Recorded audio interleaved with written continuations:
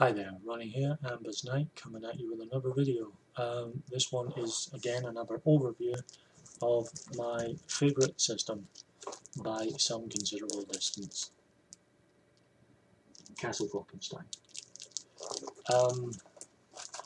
which is sitting in a folder, not because it's printed out from PDF, but because I got the soft cover many years ago, and after many years' use the spine gave way and I was starting to lose pages, so I decided to put them into a folder. What can I tell you about Castle Falkenstein? It is set in a slightly altered Victorian Europe, known as New Europa, and much is the same. A lot of the countries are the same, except for Holland. Unfortunately, Holland isn't around because we didn't quite build the dams. There are no dikes to hold back water. But what we do have is a wonderful Victorian society, a steampunk Victorian society with lots of various automatons and wonderful engines running on steam. And it has all the trappings of high fantasy. There is the Fae, there are dwarves, there are dragons, there are dark lords. And it is a game that has been set up as a high-tempo, swashbuckling system, and this is very much set out in the rules, but I'll get to those rules in a minute. The front half of the book, in fact damn near 2/3 of the book, is the setting, and the setting is done as a story, and interwoven in the story in these first few hundred pages is all the background information about New Europa, about the fact that there are dragons and there are Fae, who are pretty much Castle Falkenstein's equivalent of elves.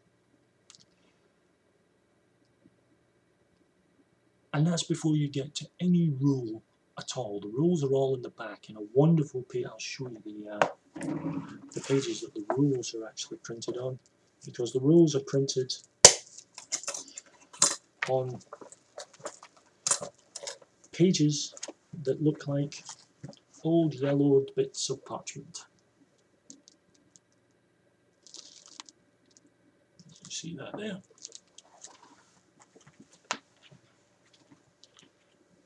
The first thing to say is there is no character sheet, not in the traditional sense. As I said in my top 5, the wonderful thing about this system is the fact that it actually runs on the character sheet being a journal. You write a journal. There are no set statistics. All your stats are skills. They're all skill based, and everything runs off playing cards. There are obviously 4 playing cards. There is hearts, and hearts control all your emotional skills, obviously.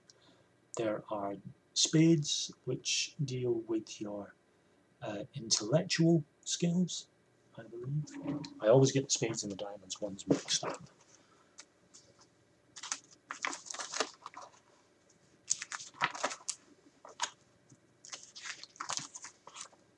So I do. Yes, I was always wrong. Spades cover your social and status-related activities. Diamonds involve your mental and intellectual faculties, and clubs all your physical activities, including combat. So, rather than roll for characters, you don't. You just pick your skills. You start your game with 4 skills that you can describe as great. The skills run from poor to average to good to great, to exceptional to extraordinary, and those have numerical values of 2, 4, 6, 8, 10 and 12 respectively. You pick 4 at good, 1 at poor, and 1 at great. And that's it. After that, you buy them off. If you want a skill at exceptional, that's great. Have an exceptional. You need to buy a couple of poors to balance it off. And it's a beautifully simple system. The actual skill resolution is as such. At the start of the game, you are given a hand of 4 cards. When you wish to use a skill, the GM will decide a difficulty factor. If your skill is enough that actually beats the difficulty factor, fine, you don't have to play any cards. You can if you want, you don't have to. If, however, you want to add some cards to it, it's very simple. Each skill has a controlling suit. If you have that suit in your hand, then the full value of that card can be added to the total. 2 up to 9, or 2 up to 10, a jack is 11, a queen is 12, a king is 13, and an ace is 14. If you don't have that particular suit in your hand, you can still add cards. Cards from other suits count as 1 point each. A joker is the card to have in your hand. A joker counts as 15 points to any suit, and they're pretty rare. Obviously you only get 2 or 3 in a deck. I have to use a 2-deck shoot for mine because I got a lot of players and we use a lot of cards through. Magic uses an entirely separate magic deck. Still a regular pack of cards. Magic is also controlled by the 4 different suits depending on what you want to use. And you build up thaumaturgical energy until you get the amount that you need to cast your spell properly. When you turn over a card, you can choose whether or not to add that thaumaturgical energy, if it's the suit that you want, or choose to discard that card, if it's not. If you choose to add the card and it's a different suit, the spell will go, but it won't be quite proper. There will be harmonics, because you are trying to knot together different kinds of thaumaturgical energy, which is lovely. It's a lovely way of looking at magic. Or you can discard it and only wait for cards of the suit that the spell is under. The downside of that, of course, is that you might have to wait longer for the spell to be cast. The card is turned over every 2 minutes. So it can take a while for a spell to catch on if you keep pulling very low cards or cards of a different suit. If you pull a joker in a magic deck, the spell fires. But the spell fires wild, meaning that it will work, but work far beyond what you intended or expected, and that's down to the GM. You can take a lot into account when he does that.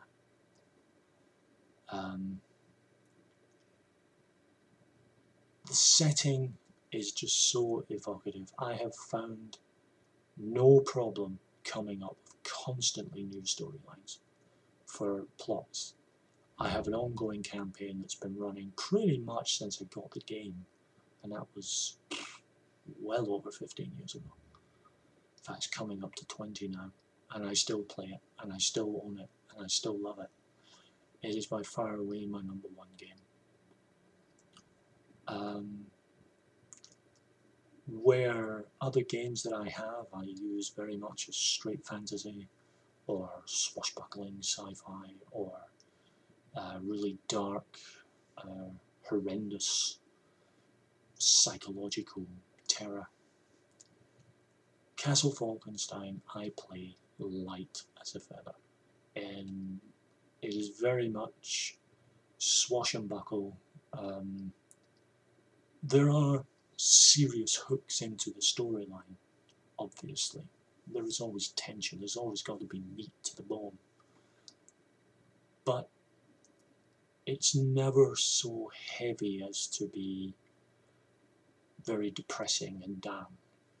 Castle Falkenstein, for me, the way I play it, and it can be played numerous ways, but Castle Falkenstein for me is very light, swashbuckly. I get to sit back and relax, and it really encourages role playing in a way that I've never seen any other game do. The system is so rose light that you can just sit back and not worry about any of the actual rules and just get on with gaming, get on with your character. The magic system is extremely flexible, allowing you to create numerous spells from the ground up because of the way the point buy system in the spell works. You can re-knot and reconfigure spells so they do what you need them to do at any given time. I have considered using Falkenstein's system to run a Star Wars game, because I think the magic rules could be done well for the Force, and the system is just so simple and light. I tend to look at other games, especially those in the steampunk category, and I look at all the rules and everything that go with it, and I just sit there and go, if only they'd seen Castle Falkenstein first. It has a wonderful appreciation and love for Celtic lore. A lot of other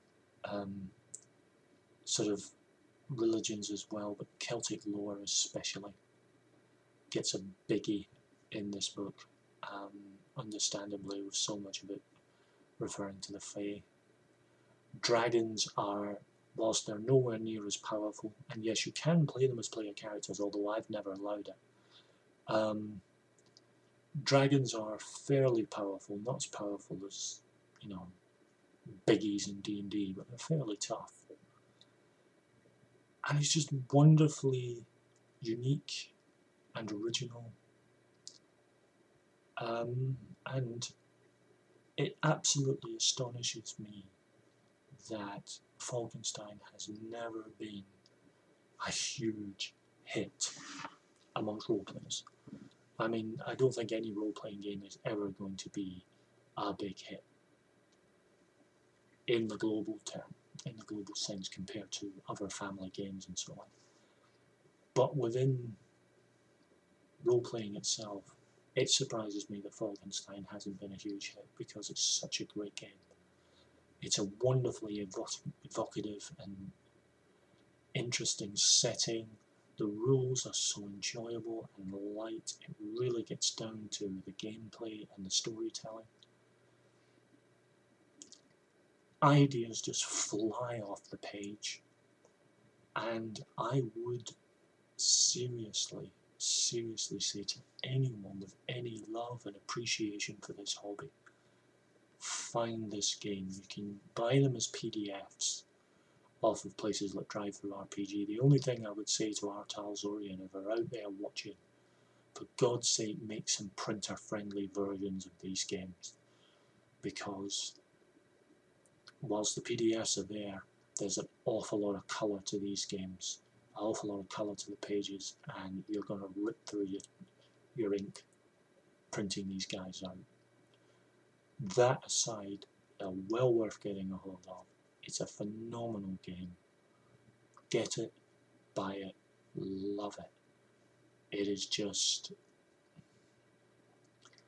I've said before in another video, I do not believe the perfect game exists, but Falkenstein for me is as perfect as it gets. I love it, and I would sincerely recommend it to anyone and everyone.